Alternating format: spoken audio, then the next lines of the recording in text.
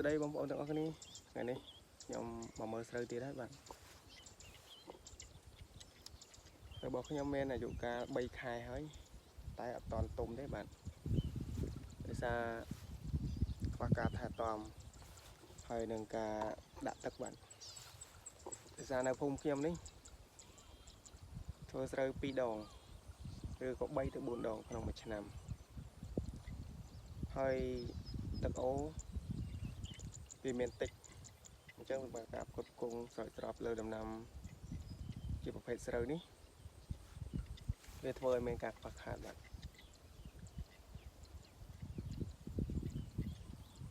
ដូច្នេះស្រូវរបស់ខ្ញុំ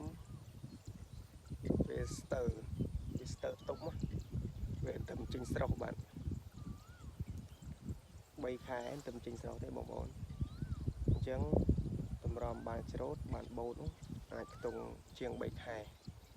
ចូលឆ្នាំហើយដឹងថាបានច្រូតដល់ស្រូវហ្នឹងសង្ឃឹមថាអាកាសធាតុអំណោយផលទៅចុះ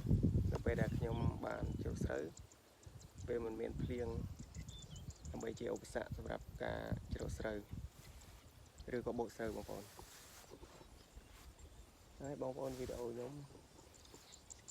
មានតែប៉ុណ្្នឹងទេអរគុណ